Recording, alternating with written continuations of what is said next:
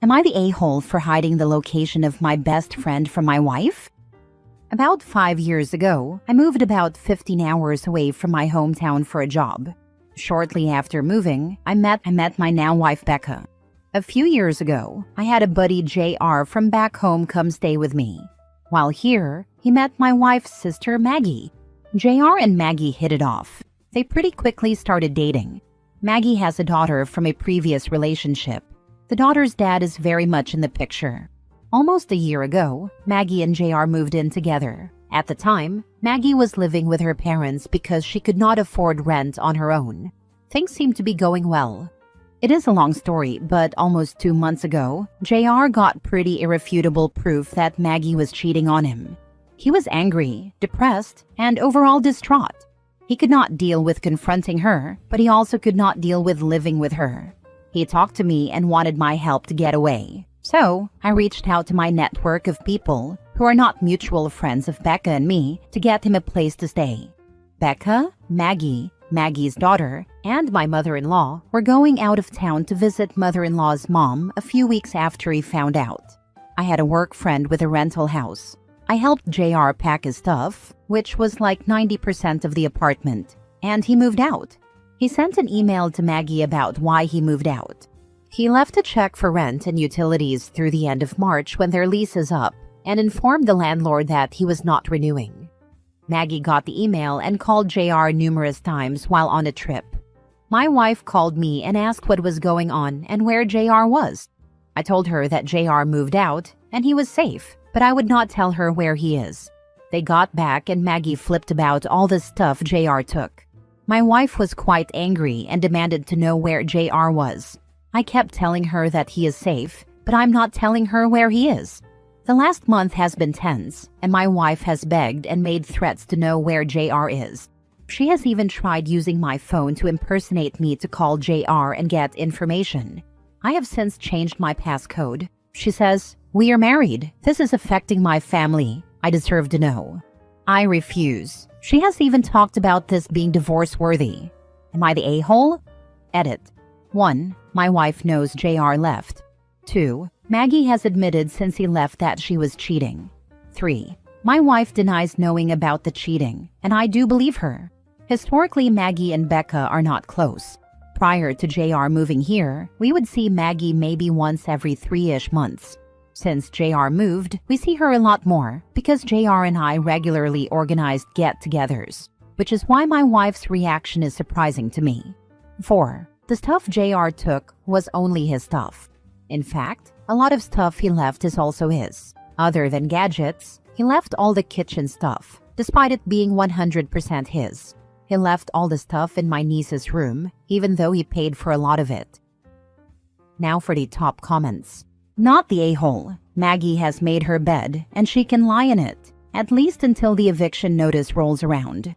The fact that your wife has a bigger problem with JR leaving Maggie than she does with her sister cheating on JR says an awful lot about your wife. And as a woman myself, it doesn't say anything good. If your wife chooses to implode your marriage because her sister is a cheater, that is on her. You don't owe Maggie anything. My money is on the wife knowing about the cheating the entire time. And she sounds like the type who believes they can bully people into giving them what she wants, so that the situation is fixed in her mind. OP is in for a wild ride on this one. My response is to be an ear for them or to help them move, but never ever do I help a friend keep secrets and do things sneakily. Come on, either you are an idiot or you knew there was going to be blowback here. You used poor judgment when you decided, not just to offer sympathy, but you are the one who went seeking a new place for him to live. For Pete's sake, dude, that's his job. Glad I have better friends than you. I did nothing for JR that he would not have done for me in a heartbeat in the same situation. Heck, he probably would have paid first and last month's rent on the new place. If I stacked up what JR has done for me versus what I have done for him, I am still hella behind. The principle of reciprocity alone would dictate that I probably didn't do enough. Glad I have better friends than you. Do you mean like your wife?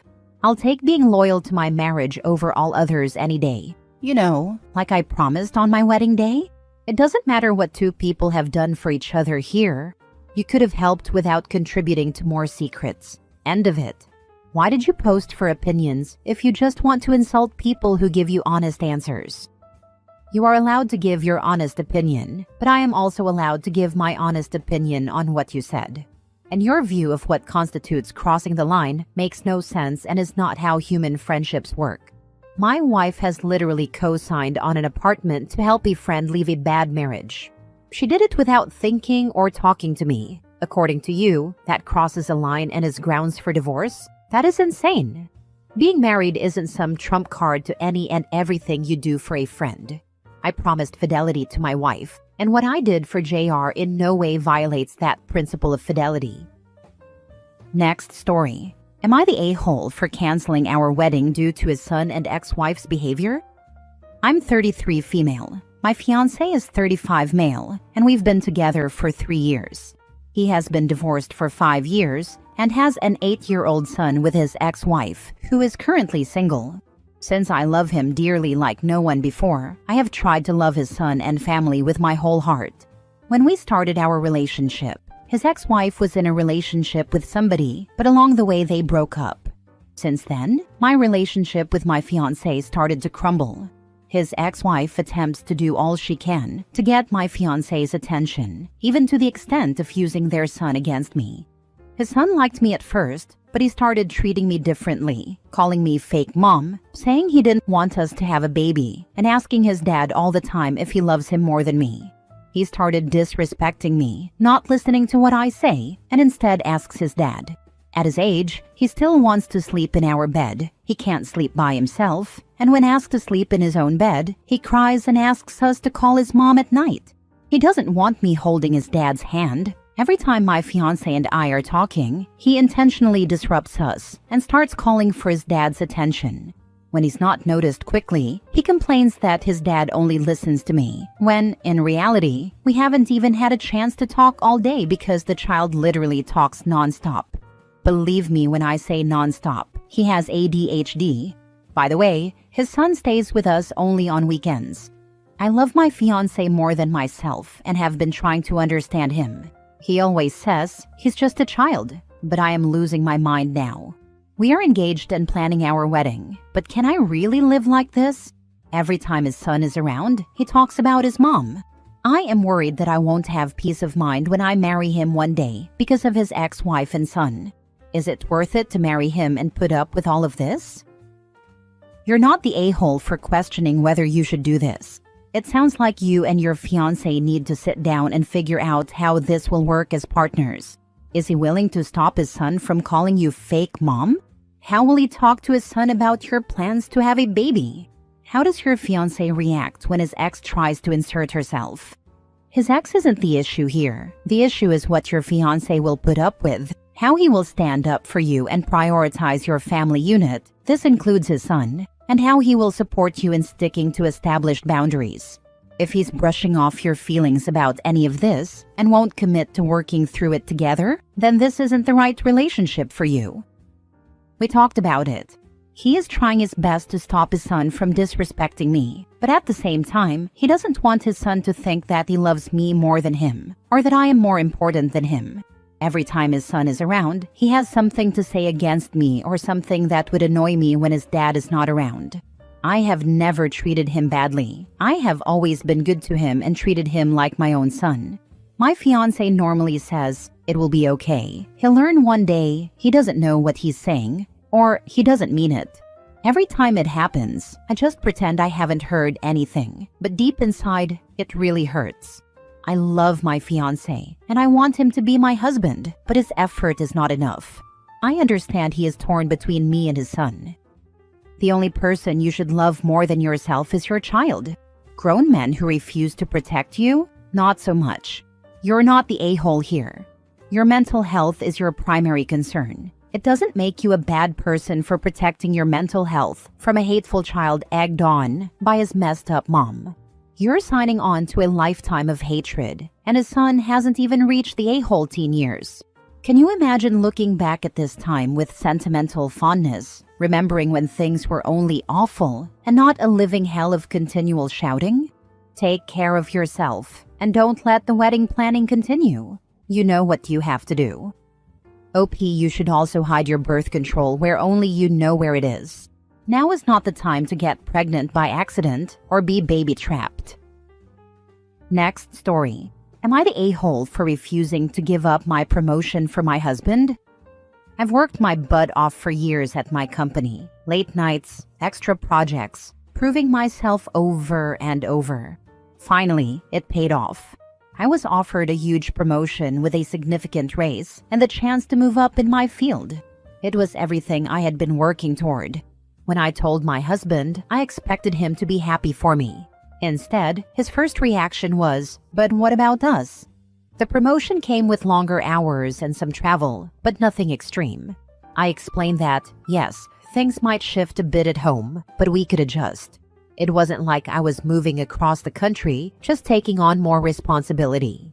He wasn't convinced. He started making comments like, "Do you really need a bigger job?" And, "I thought we wanted to focus on starting a family soon."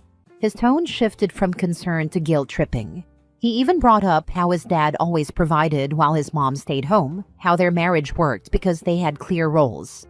I reminded him that I wasn't quitting my job when we got married. He knew I was ambitious. He knew this was my goal.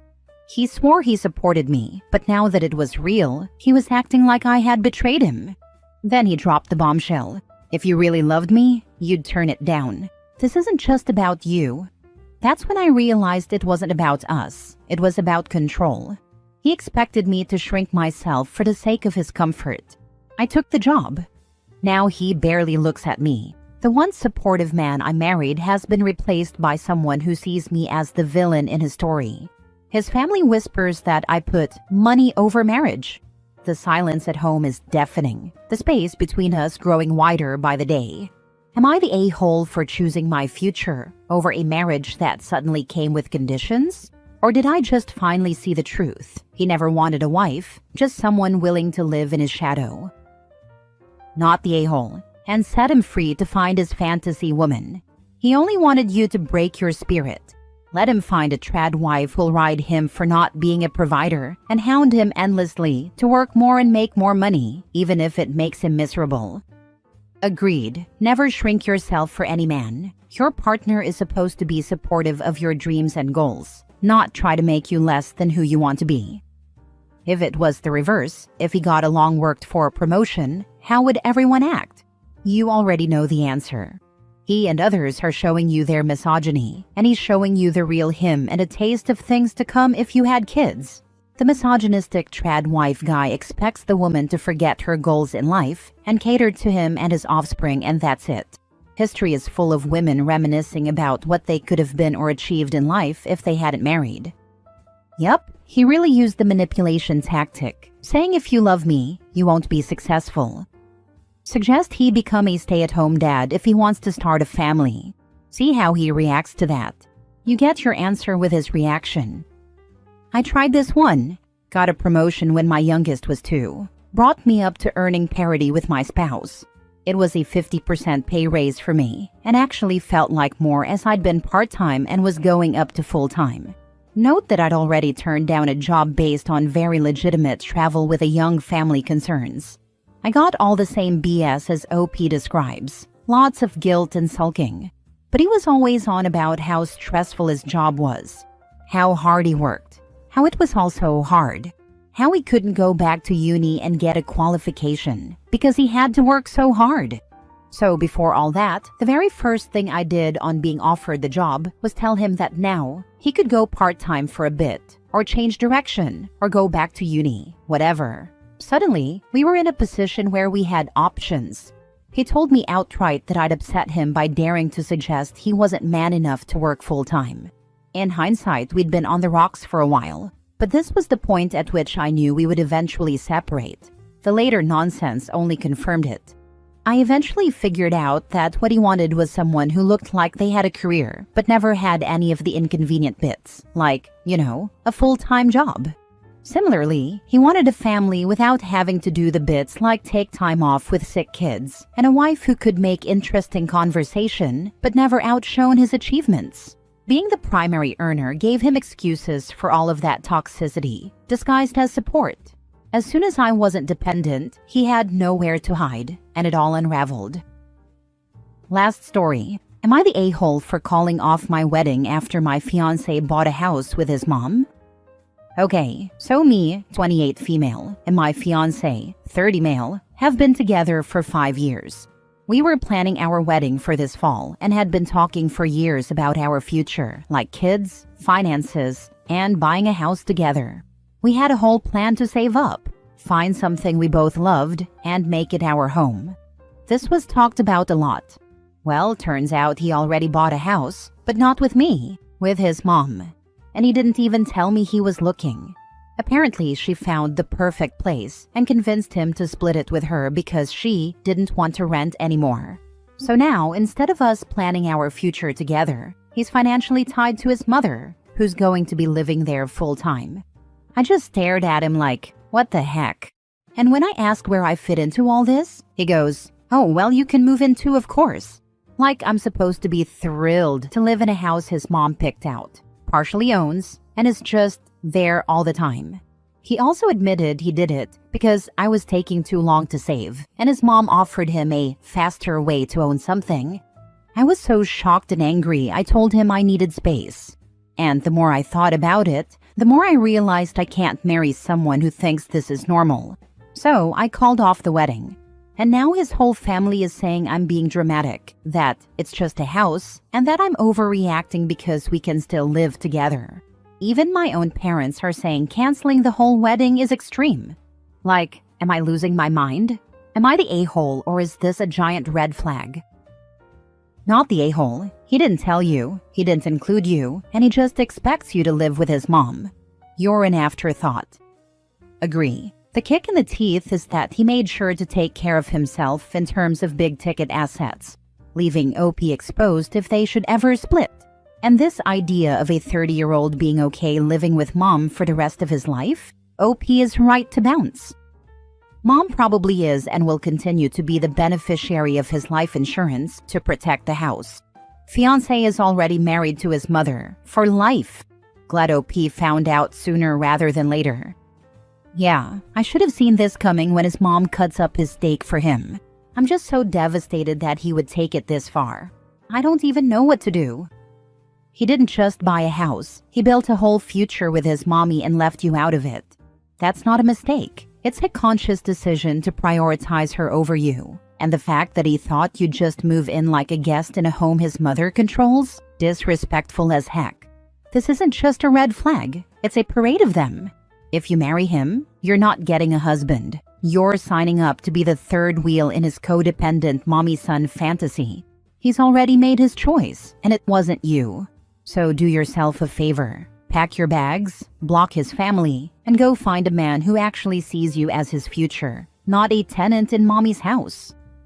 Couldn't they just take the wedding date from you, OP? I wanted to say this so bad when his mom was calling me and saying I was selfish. She tried to say that she had picked out a bed frame and wallpaper for the master bedroom that she knew I would like. That's when I legitimately lost it.